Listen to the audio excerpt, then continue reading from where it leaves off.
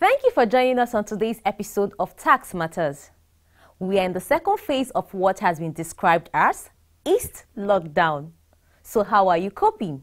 Today on the program, we want to discuss tax administration against the background of the lockdown. How are business owners coping? Are taxes being paid at this period? After all, it is universally agreed that only two things are certain in life: death and taxes. We will not die, we will live, and as we live, we must pay taxes. We begin with good news coming out from Revenue House in Abuja. And that is with regard to the introduction of additional palliative measures for taxpayers. A public notice just released under the signature of the Executive Chairman, FRS, Mr. Muhammad Nami, has announced the extension of AEOI-CRS reporting deadline for financial institutions to 30th September 2020. What is AEOI-CRS? AEOI-CRS stands for Automatic Exchange of Information Common Reporting Standards Regulations. The AEOI-CRS report by law is due on 31st of May 2020. But recognizing the fact that financial institutions are currently faced with challenges that may result in delay, the FRS has magnanimously extended the deadline for submission of 2019 financial account reports to 30th September 2020. 4 months of grace. All financial institutions are encouraged to take advantage of this extension. For more information, please get in touch with Sonia Bojumbola at frs.gov.ng. Tax Matters went into town to fill the purse of the public on matters relating to tax administration in a period of low economic activities occasioned by the restriction on movement. Plus a chat with the president of the Chartered Institute of Taxation of Nigeria, CITN, as well as an interview with an erudite professor of the law of taxation, Professor Abiola Soni. Take a drink, sit down, and come along with me on a journey into education and information on taxation. During this period of lockdown, have you been able to fulfill your tax obligation as an individual? Yes. I think my company has already, they pay my salary and they have deducted the tax and from my source, from the source. Okay. Now, apart from their salary, like you know that VAT is now 7.5%. Were you able to go to supermarkets to purchase things and not minding paying the 7.5% VAT? I don't go to supermarket during this lockdown. I didn't go, so I was just at home for the period of that 4 weeks. During this period of lockdown, have you been able to fulfill your tax obligation as an individual? Yes, I have, because they actually deduct it from any shopping I go for. They deduct. I pay tax. Yeah. Now, I know that during these lockdowns, most companies did not operate. Now, as an individual, as an employee, I don't know if your company was able to pay you your salary for last month and if the taxes was also deducted and being remitted. Okay. I am a marketer. My job is a commissionable job. No work, no pay. So basically, they will not pay because they will not pay me. Basically, they will not deduct the tax because I won't be paid.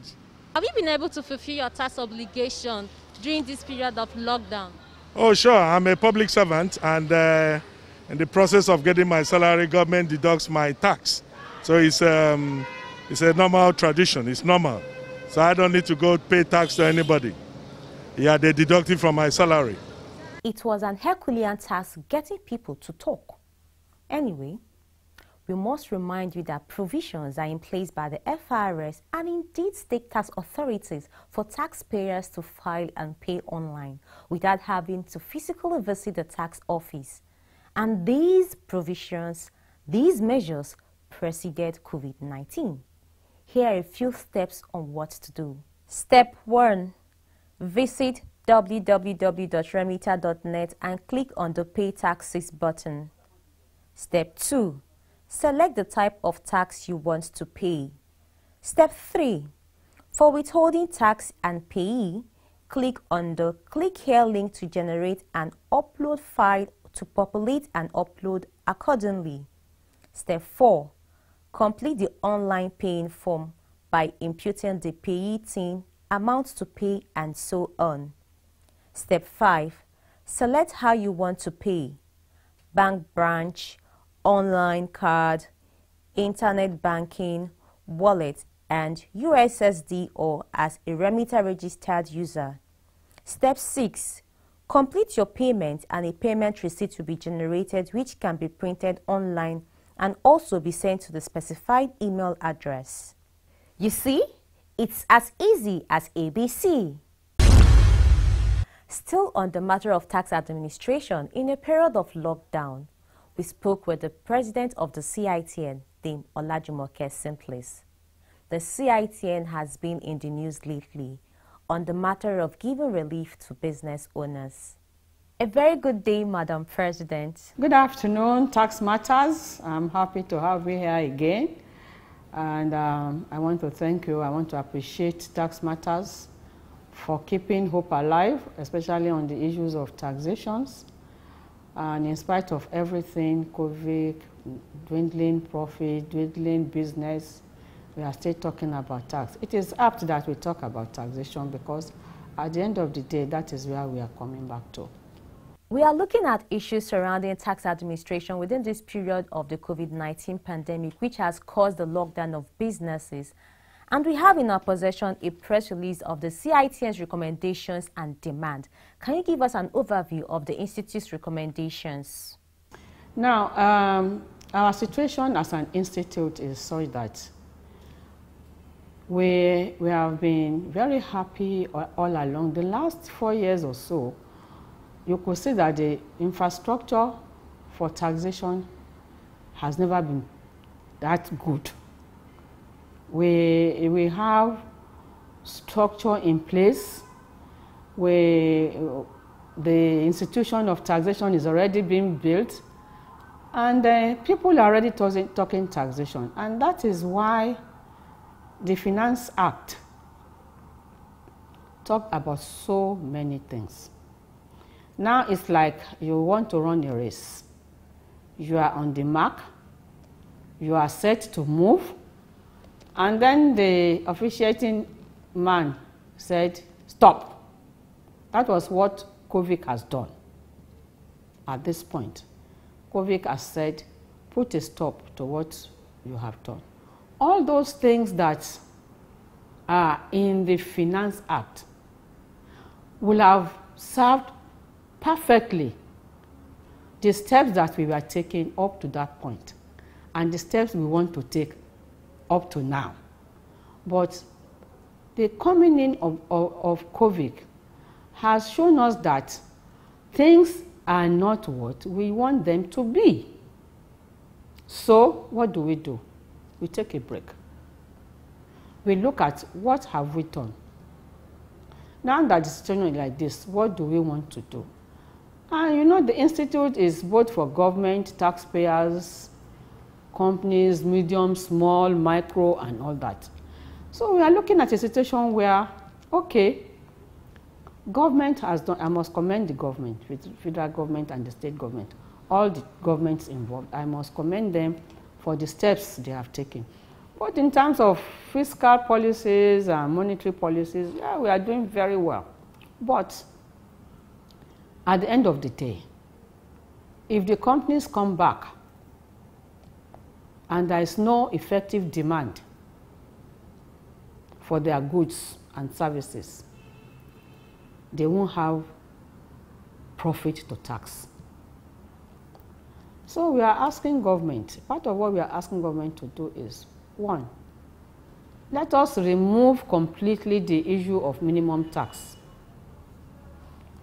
Remove the issue of minimum tax completely. You know, there used to be a way of computing minimum tax. And the Financial Act now said, okay, minimum tax will be 0.05 of turnover. Okay, now, why? Let us remove that so that that amount of money will be in the hands of the companies. We are also saying that even the large companies, let us also look at the large companies and say, okay, we said 30%. 30% has been known for till thy kingdom come. Okay, let's look at 25% for now. And then for the medium, let's look at 15%. Now, what that would do is encourage companies not to lay off staff, because the percentages that you are giving them off will be in their hands. So what we are trying to say here is that government at all levels should encourage companies to go on, to move on, to trot on, not to die. In some countries, they could even give companies money to stay on. But we are saying, okay, if Nigeria is not so buoyant, fine. But we can use the fiscal policies to give money, put money into the hands of companies so that they won't lay off staff. That basically is our thinking, because that is the only thing that will help the economy. The companies should not die. They must not die. We have to nurture them. Ma, you're recommending a reduction in the rate of CIT for large companies, but we recall that the Finance Act 2019, which we just started implementing before the lockdown, already made provisions in that regard. 0% for companies with turnover below 25 million naira, and 20% for companies with turnover between 25 to 100 million naira. Now, is the CITN asking for a further reduction? Exactly. That's what we are saying. Let's give them more.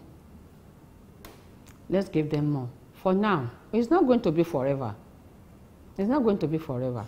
Because, taxation is a living thing. You do it now. Once we stabilize, Nigeria is a very, very dynamic country. The economy of Nigeria is very dynamic.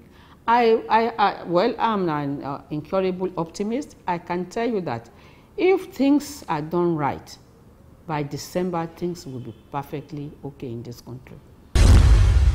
On the benefits of the taxpayer identification numbering scheme?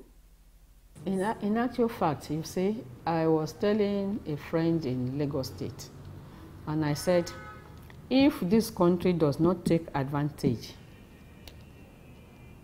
of this COVID thing and some of the structures that we are trying to put in place to distribute palliatives, we will miss it forever. This is the time to bring people to TaxNet. This is the time to have solid database of who are the poor Nigerians. You see, they came to distribute the palliative in my area. And I saw people who have shops, who can afford 4 square meals, fighting with those who cannot even afford half square meal. That is not the way to go. We could have done it.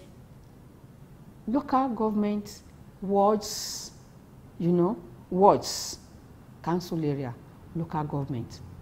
The people that you believe need this thing,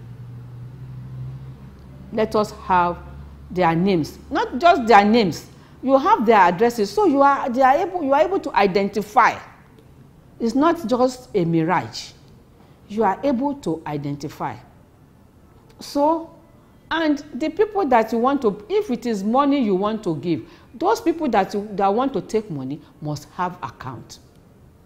Opening of account now, you can open with 0 money.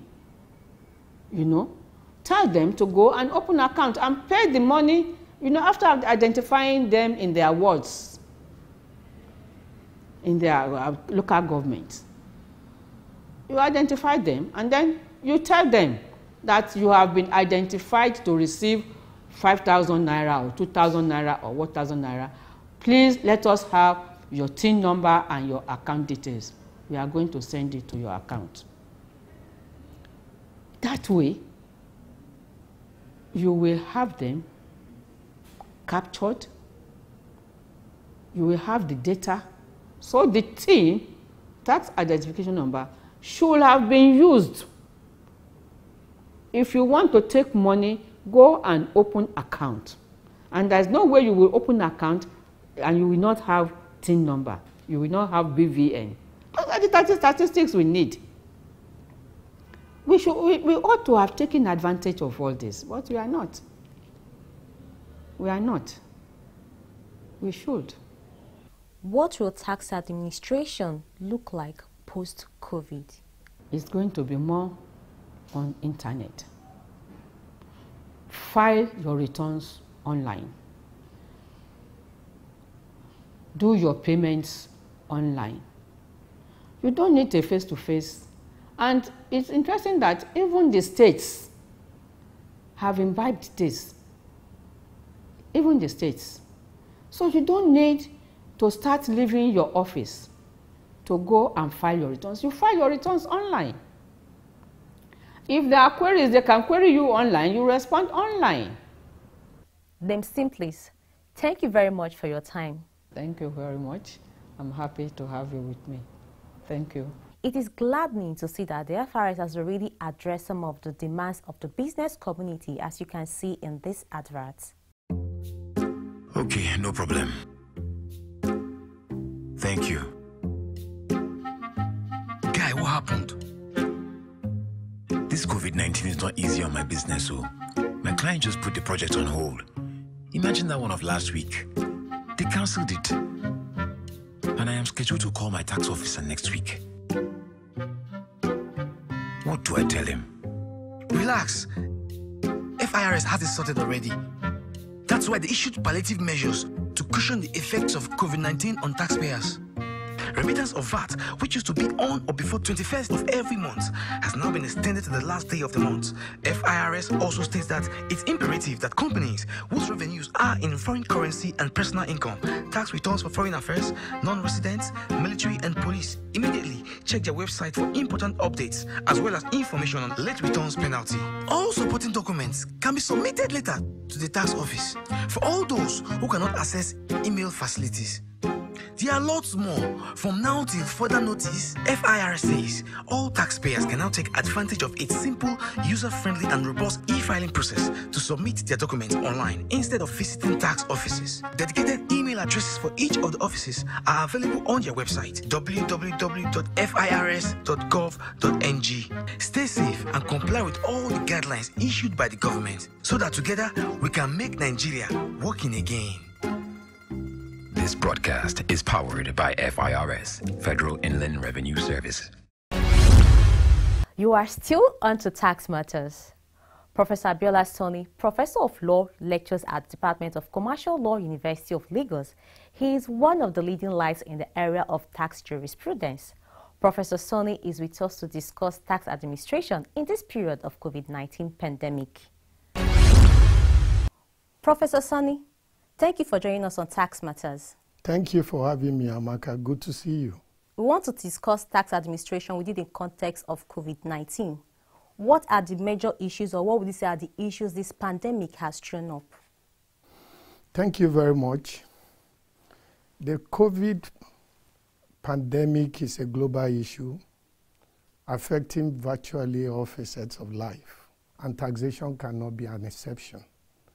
But one thing we need to reinforce is the inevitability of taxation, because people will be thinking that amidst of these calamities, why talk about tax at all?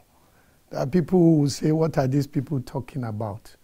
You see, safety is the first most important thing. Then after safety, taxation.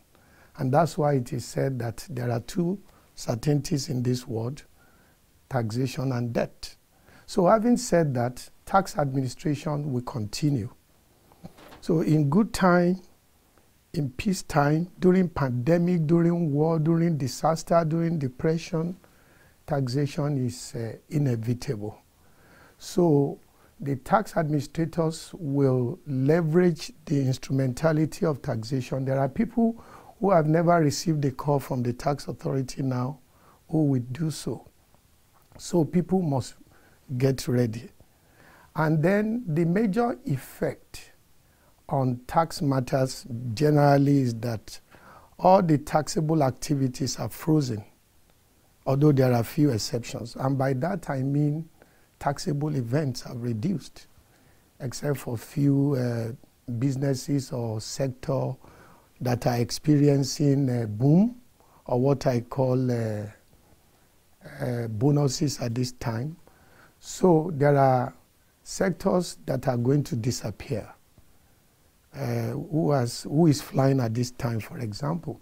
So taxable activities in terms of buying and selling, in terms of making money, all this will impact income tax, is also going to impact VAT, because the less people consume, the less revenue for government.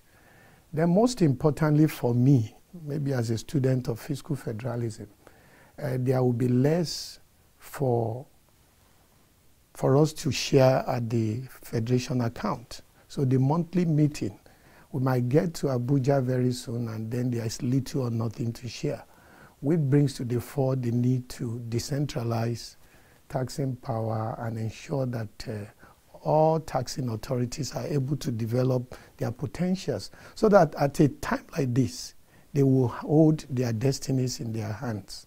Because there are so many things that lower taxing authorities may want to do, but that they cannot do, because most of the power is concentrated.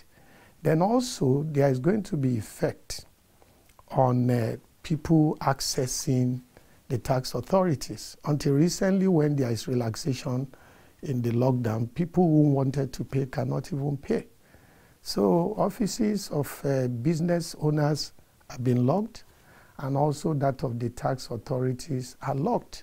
So thank God that the new FIRS boss and his team had focused on electronic filing, and they are trying to deepen it and all that. So for the big filers, that is the major tax contributors, the 1% or 2% who are contributing almost 98 or 99% of the revenue, this is not going to be a major issue, because I don't think there is any large taxpayer today who has not really perfected online filing and payment. So there are quite a lot of implications for the taxation and the tax authorities. I just hope that we are going to see this as a challenge and then develop strategies on how to overcome the obstacles. There was an amazing report of the first quarter tax collection report of the FIRS, which we'll say is really encouraging. Amidst this COVID-19 pandemic, they were still able to collect such amount of money. In fact, I was really delighted to see that outcome, and this is very commendable. It shows that the team knows what it is doing, and then once you settle down and you know what you are doing, things can only get better. The challenges for the next quarter will be a bit different, but we have highly resourceful, highly intelligent manpower at the FIRS and some of the state boards, and this is the time that calls for innovation, and I have no doubt that they will ride on top of the situation. We are sure you're having fun. Time will not permit us to conclude this interview with Professor Sonny on this episode. Let's get together again next week on this same channel, same day, same time. Please follow us on our social media handles for this episode and previous ones. You'll be glad you did. I am Chamako Hauchi, and I have thoroughly enjoyed spending time with you today. See you next week.